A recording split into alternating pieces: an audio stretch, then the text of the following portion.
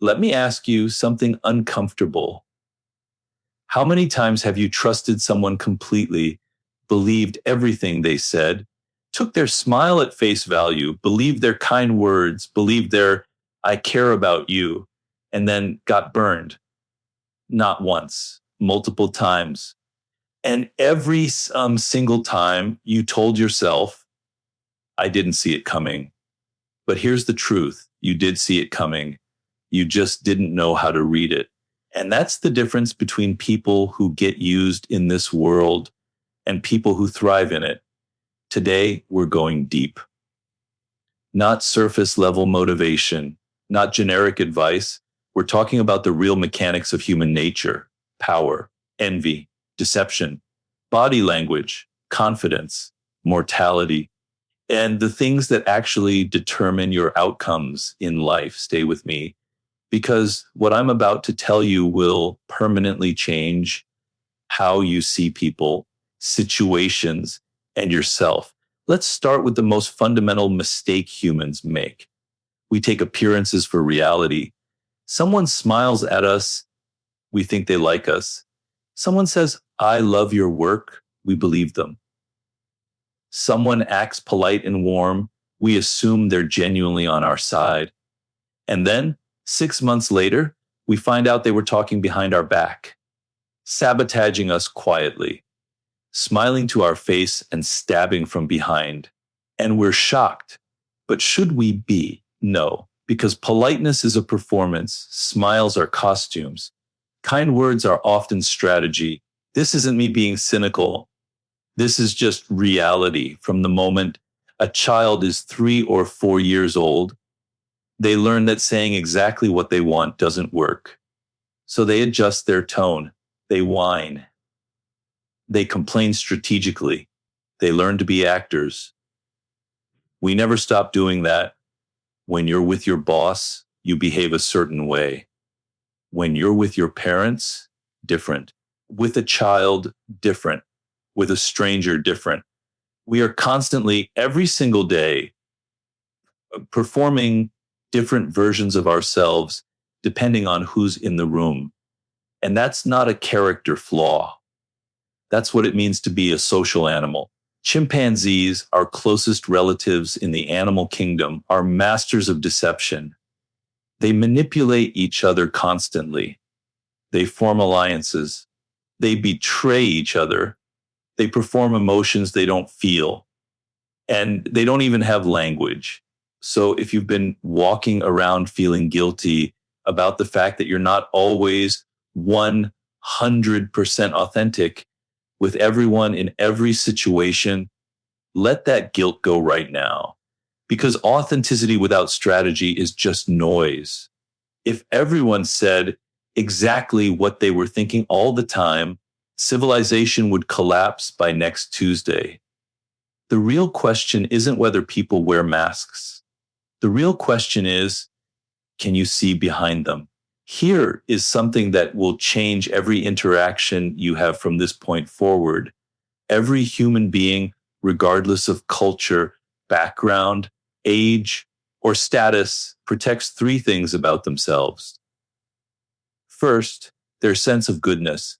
People need to believe they are essentially a good person, moral, decent, virtuous.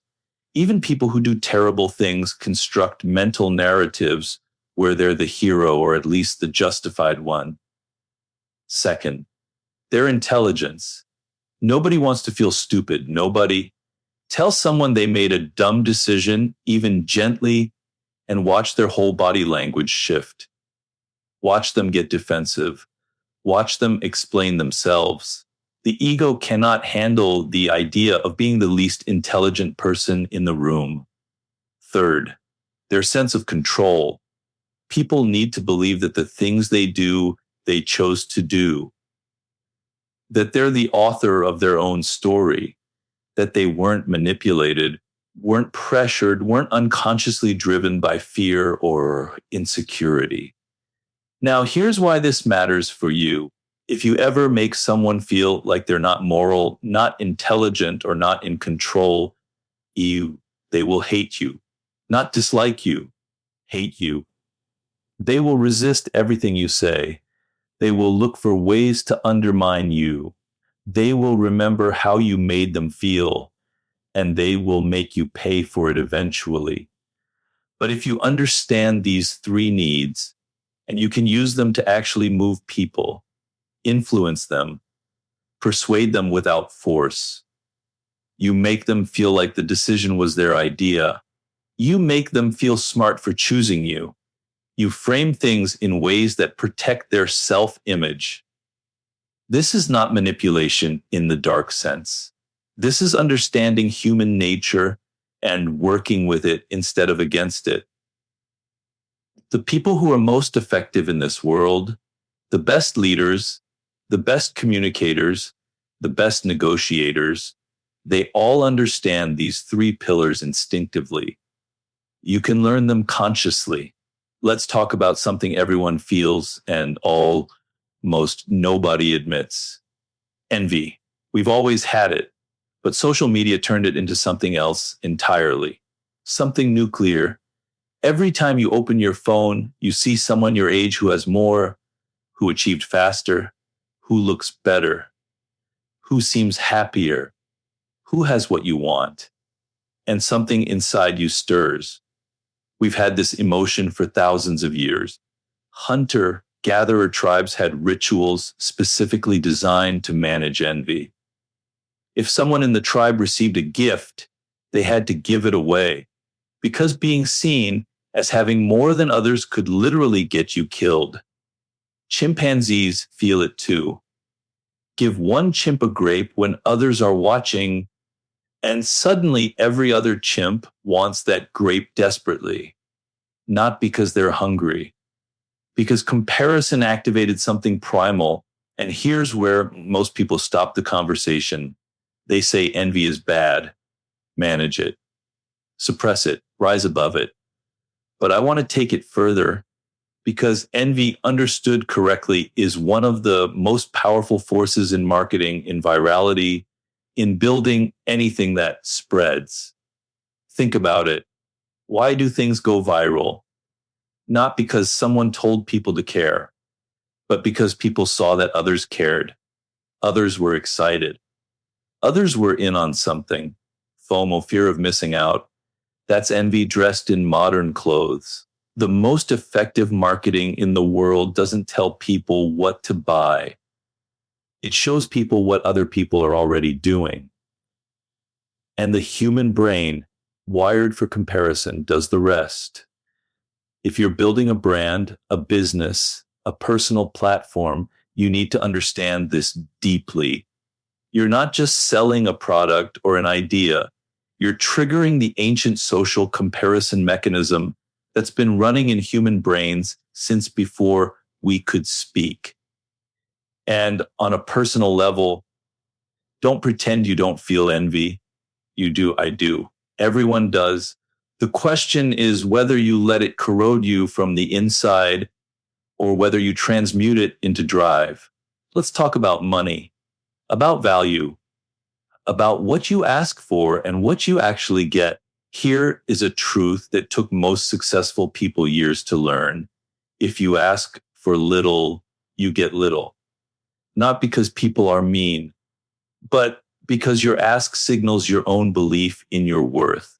When you walk into a negotiation and you say quietly, nervously, I was hoping maybe we could do something like, I don't know, 20,000.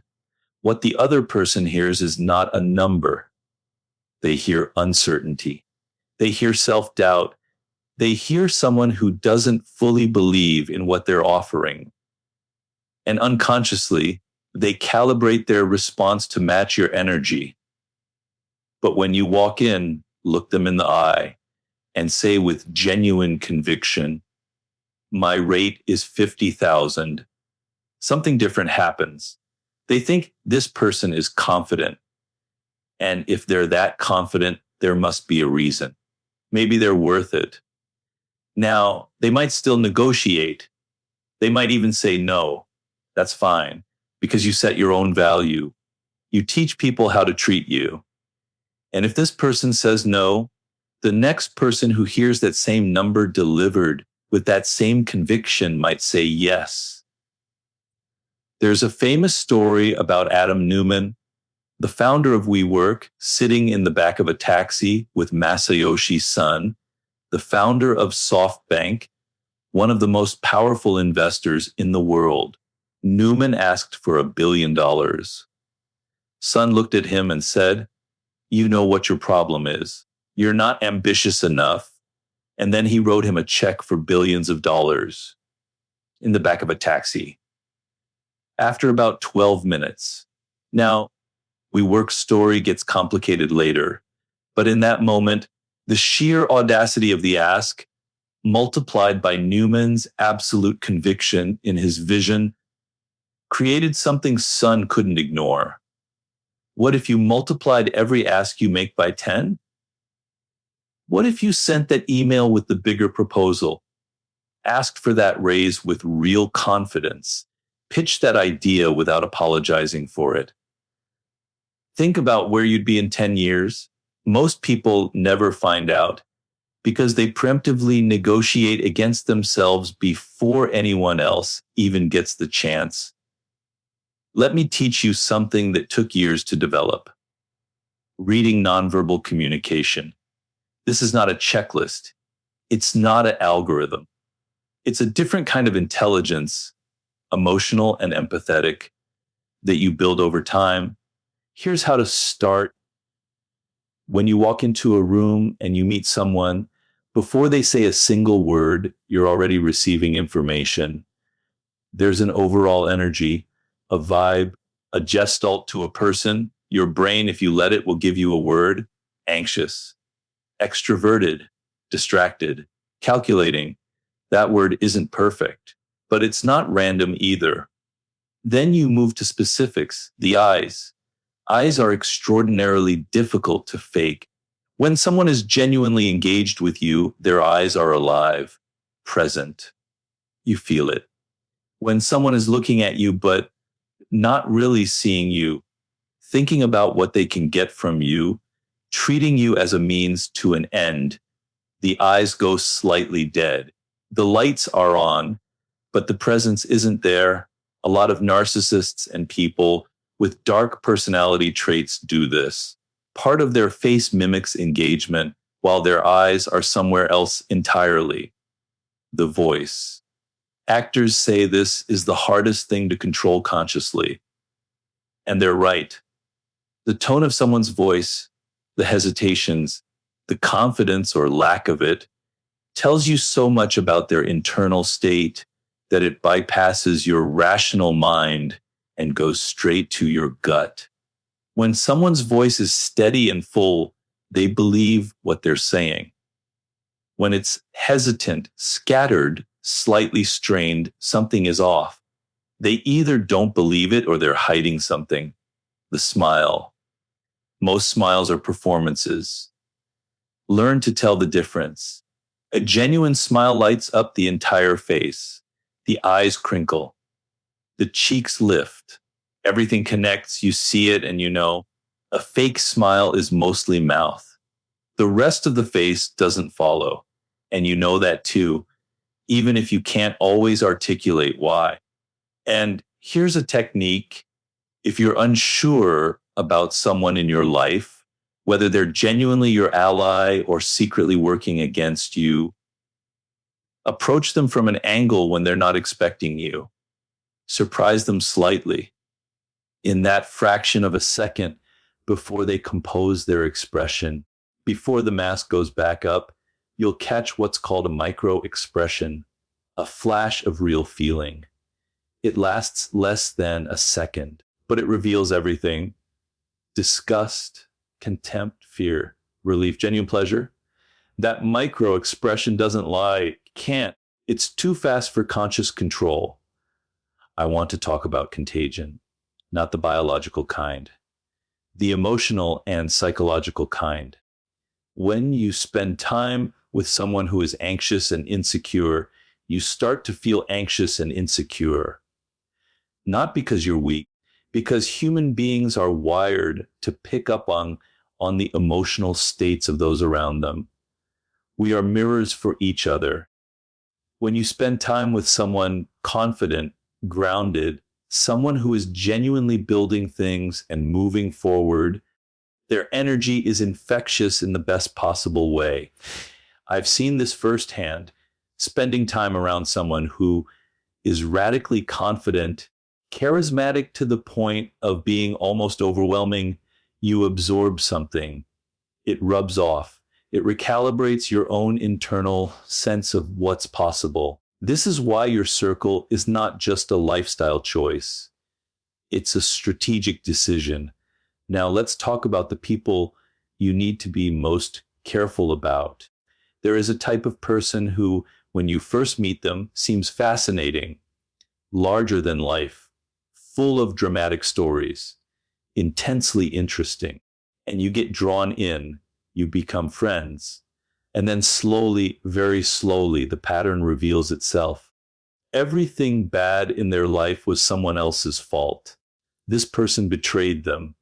That relationship was toxic because of the other person. This opportunity fell apart because someone sabotaged them. At first, you sympathize because some of it might even be true. But over time, you start to realize the common denominator in all of these disasters is them. And by the time you realize it, they've already infected you with their drama, their negativity, their victim energy, and you want to get away, but you're emotionally entangled. This is what you need to watch for before you get close, not after. Some people are genuinely unfortunate. Life has dealt them bad hands through no fault of their own. That's real, and it deserves compassion. But there are others whose chaos follows them because they generate it, because they are unconsciously addicted to drama and crisis and the emotional intensity that comes with it. You cannot fix those people, and being around them will cost you more than you can afford. Let's go deeper on envy because there's a specific phenomenon that destroys more relationships and opportunities than almost anything else. The frenemy. Here's how it works. Someone enters your life who feels envious of you. Maybe it's your success, your talent, your confidence, your opportunities, something you have that they want. But consciously, they may not even recognize this. They genuinely think they like you. The envy is operating underneath the surface. They befriend you, charm you, seem like one of your biggest supporters. And then over time, something shifts. The comments start, little jabs dressed as jokes, backhanded compliments, subtle undermining, taking things from you, acting in ways that are hurtful but not obviously so. And because they're your friend, your first instinct is to blame yourself. Maybe I did something wrong. Maybe I'm being too sensitive. Maybe it's my fault. That self-doubt is exactly what the frenemy relationship produces. And it's hard to escape because it feels like a friendship. It has the emotional weight and history of a friendship, but it's built on envy. And here's one of the clearest signs of this pattern. They rush to be your friend in the beginning. Real friendship develops gradually. You vet people. You let them in slowly. You observe them over time before you genuinely trust them. But the envy-driven frenemy wants to get close fast. They love bomb you early. They want to establish the friendship before you notice the cracks. Because once you're emotionally attached, they have access to you. And what about when friends become frenemies as you grow? This is one of the most painful experiences in adult life. You come from a certain background. You and your friends are at the same level. And then something shifts. You grow, you succeed, you change. And some of those friends can't make the adjustment. Your success holds up a mirror to them. And instead of inspiring them, it triggers something uncomfortable. And it makes them feel like maybe they should have done more. maybe they could have, and they didn't. And so they start to cut you down quietly at first, then more openly. They tell themselves a story. You sold out. You changed. You think you're better than everyone now. It's rarely about you. It's about the discomfort your progress creates in them. The mature response is to cultivate what Friedrich Nietzsche called Mitfreud, the opposite of Schadenfreude. Instead of taking pleasure in others' pain, you train yourself to take genuine joy in others' success. It's not natural. It requires real effort. But people who master this become genuinely bigger, more magnetic, more respected, because everyone can feel whether your joy for others is real or performed. Let me come back to something because I want to make sure this lands. Most people are living a fraction of the life they could live because they're not asking. Not asking for the opportunity, not asking for the price they deserve, not asking for the relationship they want, not sending the email, not making the call, not raising their hand. And the reason underneath all the excuses is that they don't fully believe they're worth it. And here's the brutal loop that creates. When you don't believe you're worth it, you ask for little. When you ask for little, you get little. When you get little, it confirms the belief that you're not worth much. And the cycle tightens. The way out of this loop is not to wait until you feel confident. Confidence doesn't precede action, it follows it. You ask for more before you feel ready. You put the bigger number on the table before your hands stop shaking. You say yes to the opportunity before you've figured out all the answers. Because people don't respond to your credentials, they respond to the energy you carry when you believe in yourself. Think about walking into a party and approaching someone who is nervous and insecure. What happens to you? You start to feel slightly uncomfortable. The awkwardness is contagious. The conversation sputters.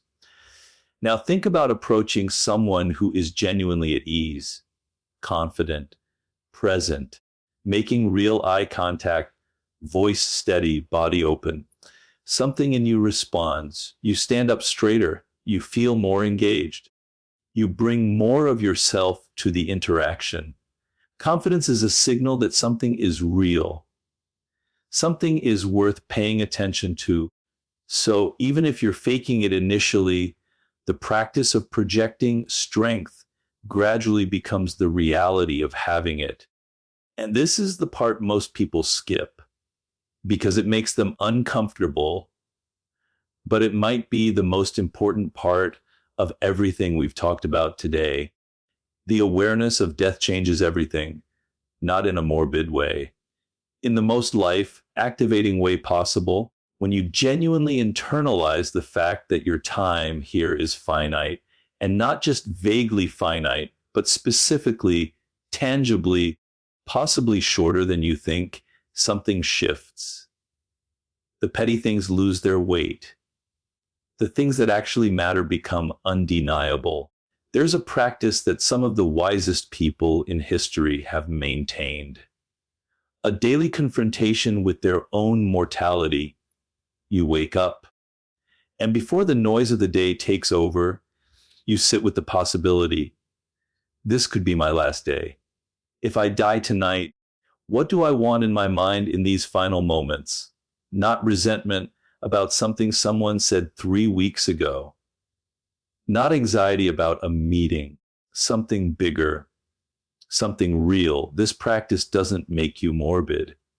It makes you present. It makes you realize that the things you're taking for granted, your health, your relationships, your ability to move and think and create, are not permanent. Young people especially move through life with a vague sense of unlimited time. There's always tomorrow. There's always next year. There's always some future version of yourself who will finally take things seriously, finally start, finally commit. But people die in their 30s, in their 40s, suddenly, without warning. And the people who recognize this early don't become paralyzed by fear. They become activated by urgency. They stop deferring the things that matter. They stop putting off the conversation, the project, the risk. They stop waiting to feel ready. Because ready is a feeling that only comes after you begin. And everything around you becomes more vivid when you understand it won't last forever. The swim you love, the meal with someone you care about, the morning light through a window, the satisfaction of work that actually means something. It all glows brighter when you know it's temporary. Let me bring everything together. Life is a game, whether you want it to be or not. The question is not whether you're playing. The question is whether you understand the rules. Most people are playing with strategies full of illusions. They're emotional when they need to be strategic, reactive when they need to be measured, passive when they need to act. They signal virtue instead of creating results.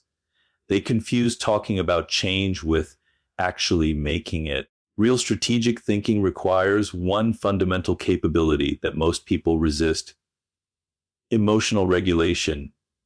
The ability to feel the pressure, the frustration, the anger, the fear, and to still choose your response rather than just react from it.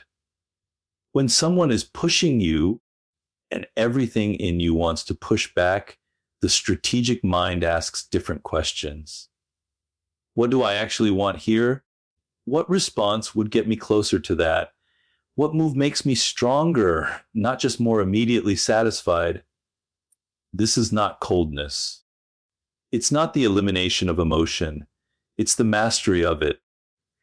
And it's what separates people who actually get what they want in life from people who spend their whole lives reacting to what happens to them. THE female TRTH. Here's what ties all of this together. The world is not what we wish it was. It's not a place where everyone has good intentions, where kindness is always genuine, where success comes to those who deserve it, where justice is automatic. But it's also not simply dark or evil. It just is what it is.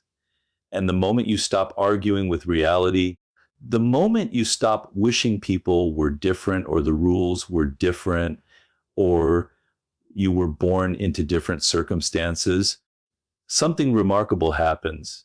You gain clarity. You start to see people as they are, not as you want them to be. You start to make decisions based on reality, not on wishful thinking. You start to use what actually exists, human nature in all its complexity, to build the life you actually want. That's not cynicism. That's power. And it's available to anyone willing to look clearly at the world as it actually is. Start there. Everything else follows.